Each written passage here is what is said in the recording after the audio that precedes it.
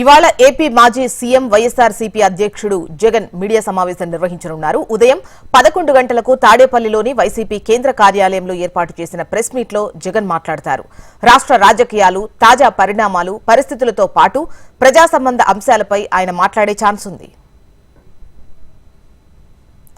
ఇవాళ మాజీ CM Jagan press meet కు సంబంధించి డీటెయిల్స్ మనకు ఏపీ కోఆర్డినేటర్ రాజేష్ అందిస్తారు. రాజేష్, జోష్న ఈ రోజు 11 గంటలకు మాజీ ముఖ్యమంత్రి జగన్మోహన్ రెడ్డి మీడియా సమావేశం ఏర్పాటు చేశారు. ఈ మీడియా సమావేశం రాజకీయాలపై వివరించనున్నారు. అయితే ఇటీవల చూసుకుంటే మేయర్లు, అదేవిధంగా కార్పొరేషన్ సంబంధించిన వ్యవహారంలో వైసీపీ నుంచి టీడీపీకి మారిన వాళ్ళు ఉన్న పరిస్థితిలో నిన్న విజయవాడ కార్పొరేషన్ సంబంధించి సమావేశం ఏర్పాటు చేశారు. కార్పొరేటర్లకు దిశానిర్దేశాలు, భవిష్యత్తులో పార్టీ ఏ విధంగా ఉండబోతుంది, భవిష్యత్తులో కార్యకర్తలకి, నాయకులకి ఏ విధమైన గుర్తింపు ఉంటుందని అనే అంశాల మీద నిన్న స్పష్టంగా జగన్మోహన్ రెడ్డి వివరించారు. అయితే మరికొంత సమాచారం ప్రజలకు అందించే దిశగా జగన్మోహన్ రెడ్డి ఈ రోజు మీడియా సమావేశం ఏర్పాటు చేస్తున్నట్టు పార్టీలోని నాయకులు చెబుతున్నారు. అయితే స్పష్టంగా చూసుకుంటే గడిచిన 5 సంవత్సరాల్లో వైఎస్ఆర్ కాంగ్రెస్ పార్టీ అధికారంలో ఉన్నప్పుడు ఖచ్చితంగా కార్యకర్తల్ని కొంత మేరకు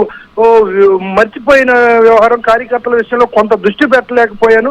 ఖచ్చితంగా భవిష్యత్ కాలంలో పార్టీని ముందుకు తీసుకెళ్లే దిశగా కార్యకర్తలకు పెద్దపేట వేస్తే ఖచ్చితంగా కార్యకర్తలను విస్మరించే పరిస్థితి లేదనేసి నిన్న స్పష్టంగా ఏదైతే విజయవాడ నగరానికి సంబంధించిన కార్పొరేటర్లకు సంబంధించిన సమావేశం జరిగిందో ఈ కార్పొరేటర్లతో స్పష్టంగా చెప్పారు. అయితే కార్పొరేటర్లు కూడా కొంతమంది గతంలో అధికారంలో ఉన్నప్పుడు సామాన్య కార్యకర్తలు పార్టీ సేవలు చాలా వెనకబడి ఉన్నాం, ఖచ్చితంగా కార్యకర్తలను విస్మరించారు, అప్పుడున్న నాయకులు కనీసం మిమ్మల్ని కలిసే అవకాశంగా కల్పించకపోవడం, వీటన్నిటి పరిణామాల నేపథ్యమే ఈ ఫలితం అనేసి స్పష్టంగా విజయవాడకు సంబంధించిన కార్పొరేటర్లు కొందరు చెప్పడంతో స్పందించిన జగన్మోహన్ రెడ్డి ఖచ్చితంగా భవిష్యత్తు రాజకీయాలు అలా ఉండకపోవద్దు, అందుకు భిన్నంగా ఉంటాయి.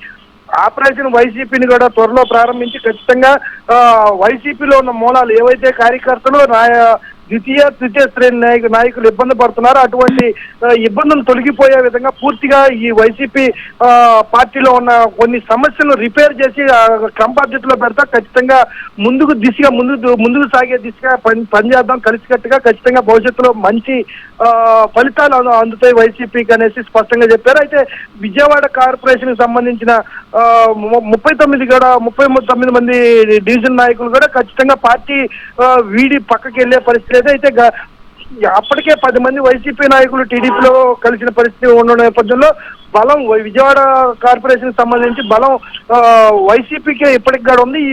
ఈ బలాన్ని మరికొంత బలం చేకూర్చే విధంగా ఉండాలి, కానీ ఎక్కడా కూడా డేలా పడొద్దని వీళ్ళందరికీ భరోసా ఇచ్చిన పరిస్థితి ఉంది. అయితే రాష్ట్ర వ్యాప్తంగా ఉన్న ప్రజలను ఉద్దేశించి, అదేవిధంగా స్థానిక పరిస్థితులను ఉద్దేశించి ఈ రోజు 11 గంటలకి జగన్మోహన్ రెడ్డి మాట్లాడున్నాడు.